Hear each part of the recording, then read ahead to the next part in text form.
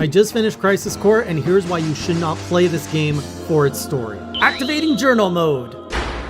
Welcome back, Classy Crew, to a second and final journal on Crisis Core. This journal series came out a little bit shorter than I expected. I was actually getting ready to make another journal on my Crisis Core journey, and then the game ended. I was not expecting it to end so quick.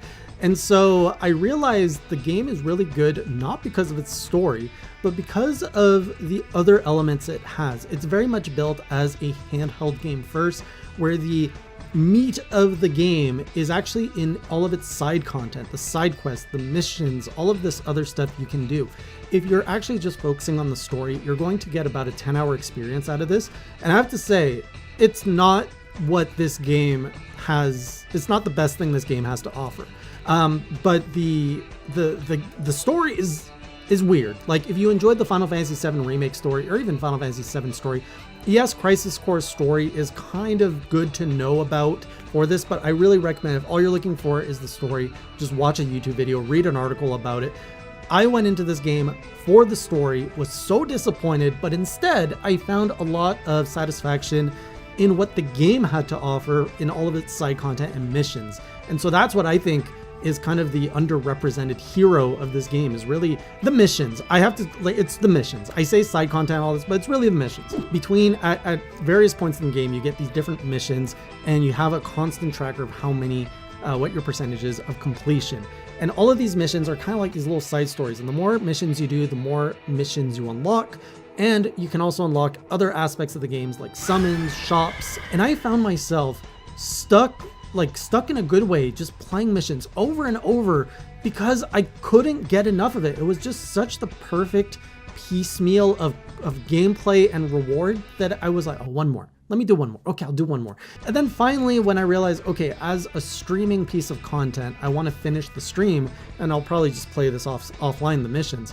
And when I made a dash for the end of, like, just to get the story component of it, I'm like, so now let's talk about the story. And so, spoiler warnings, I'm going to discuss about everything in the story of this game. So if you don't want to see spoilers, hopefully the editor can put up a time that you can skip and hear my thoughts about all the other aspects of the game, including more about the missions. And Cisne, this Turk, which, where is she in the rest of the game? So actually, okay, I'm gonna go on a little tangent here. In my last journal, I mentioned this game is very bro-y. And I'm like, why are there so many bros? There's no women. And now they introduced a woman, Cisne, who is adorable. I love everything about her. I love her weapon, I love her look, I love her personality, and I love that they throw in some fan service in here. Like, and it's not just for Cisne. If you're into Zack, you get some Zack fan service. I guess, okay, now I have to go into the story bits. So Cisne, I want to know what happens to her, because the game ends and she kind of, like, she's still with the Turks. And that is at the point just before the Final Fantasy VII Remake story picks up. So where is Cisne in the Final Fantasy VII storyline? Because we see all the other Turks. We know Cisne's still with the Turks at this time, unless something happened in the days between Crisis Core finishing and Final Fantasy VII starting. So I don't know if that's explained in another game somewhere, but I want to know where Cisne is, because I want to see her in my Final Fantasy VII lore once again. So now, talking about the story outside of it being short, I was really confused in my last journal. I'm a little bit less confused now, but still, it's one of those typical diluted Square stories. So the whole plot revolves around Genesis, Angeal, and Sephiroth. And if I had to distill it, it's basically all breeding from the whole Jenova thing, which isn't that far off from the core Final Fantasy VII story. You know, Jenova is really the trigger of why everything is happening. And so Jenova, when discovered, this alien being that crash landed on the planet, you know, millennia ago, was harvested by the scientists. They took the cells and they tried to integrate it, put it into embryos, which, to my understanding, this is how Genesis, Angeal, and Sephiroth were created. Now, without getting too much into details, I think Sephiroth was a more perfected version of all of these tests, because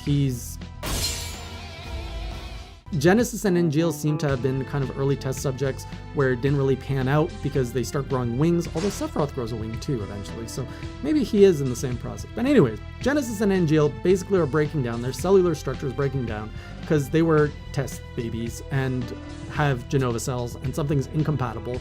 And so they just want to live. And they're like trying to find the scientists of Shinra and being like, fix me. And well, they can't get fixed. So whatever, NGL turns into a massive monster, retains his honor somehow in death because he sends monsters with his face on it to help you. So he's still kind of a good guy, but whatever. And then there's Genesis, who somehow avoids death constantly, time and time again.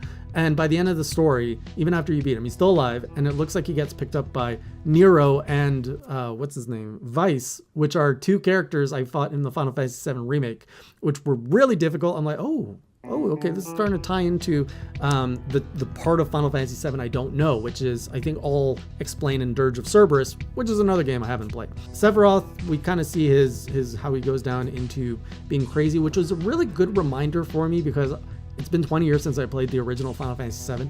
I completely forgot what went down at Nibelheim, and to see it again, especially in 3D, I was like, wait a minute. Wait, Cloud was knocked out for 5 years? Oh, he got poisoned? Wait, he stabbed Sephiroth? Wait, he like just threw, all these bits I had completely forgotten about.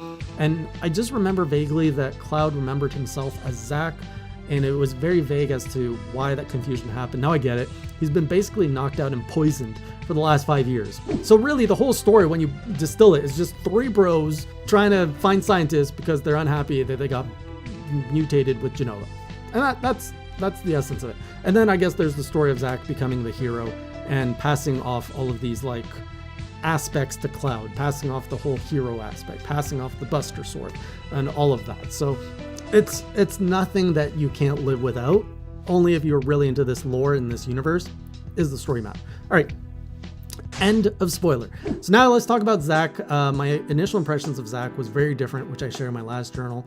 Now that the game's complete, I do like him a little bit more. He grew on to me, and I think he grew as a character too when he became less dependent on the characters he was kind of following, Angel and all that. When he grew into his own character with his confidence and he became more of a leader, and especially his relationship with Cloud, I was like, okay, this is a Zack I can like. And also his relationship with Aerith was super adorable. He's still kind of cringy, but the game got overall a little bit less cringy. But him and Aerith just connect in a way that, like, you can see was Cloud and Aerith did not quite connect on the same level. So it was really heartwarming to see that, and also very pulled at the heartstrings of just knowing what happens to these characters. Anyway, so the whole like tail end of Zack's story is super tragic, super sad. Really felt it there at the end, especially the way that they let the player feel what happens to Zack at the end, and there's nothing you can do about it. That's amazing. I love that. So I already talked about Cisne missions. Just, it's so addictive. I just really love the short burst of it, and the fact that they always unlock more. It's really the unlocking aspect that I like. But my goodness, if you play a lot of that back to back, you're going to hear freaking activating combat mode and conflict resolve time and time again. It's just going to be burned into your brain, and everywhere you're going to go, it's just going to be like activating combat mode, activating combat mode, activating combat. Another thing that happens as you progress is you eventually get access to the Buster Sword, which gives you access to another like kind of like killer move. And if you use the killer move on to kill an enemy, it increases your proficiency.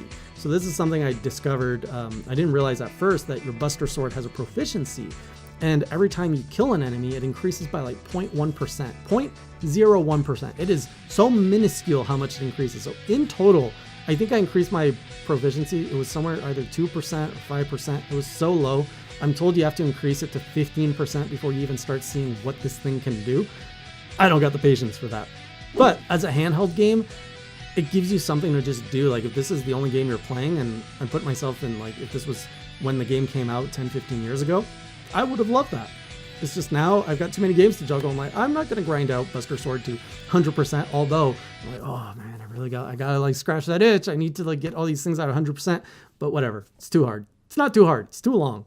And then the one thing I'm going to knock on are the freaking side quests. The side quests in this game are, for the most part, so garbage. There's a whole chapter dedicated to side quests with Aerith, very similar to what they did in Final Fantasy VII Remake, and they're garbage.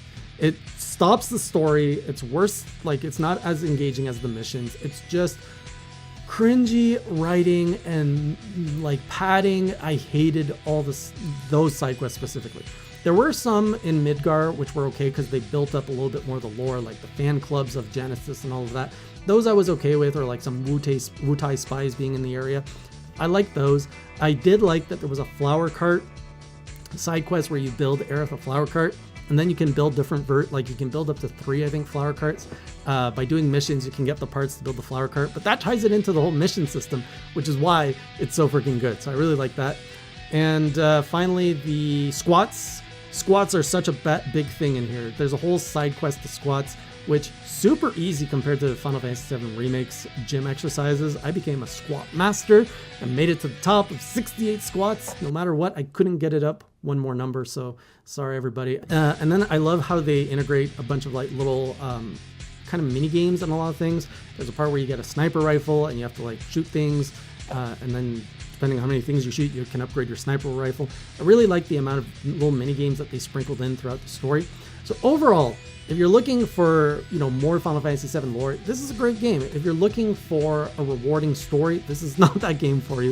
If you're looking for something to fill a gap between your Final Fantasies, also a great story. If you've never heard or played a Final Fantasy game, do not play this game. This is not where you want to start your Final Fantasy journey at all.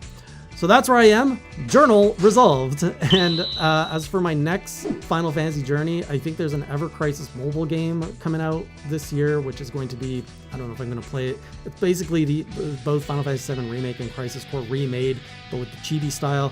And for phones, I don't know if that's going to be good or if I'm going to want to replay all of that. But otherwise, the next big Final Fantasy VII game I will be playing on this channel will be, I believe it's called Rebirth, and that's only scheduled for PlayStation 5 in a year from now, and I'm going to play it on PC, so I could be waiting another 2-3 years for that to come out. So it'll be a while, but let me know what your experience is with Final Fantasy VII or any of the Final Fantasy VII or Final Fantasy franchise. I'll see you on the next journal or on stream, and until next time, keep it classy.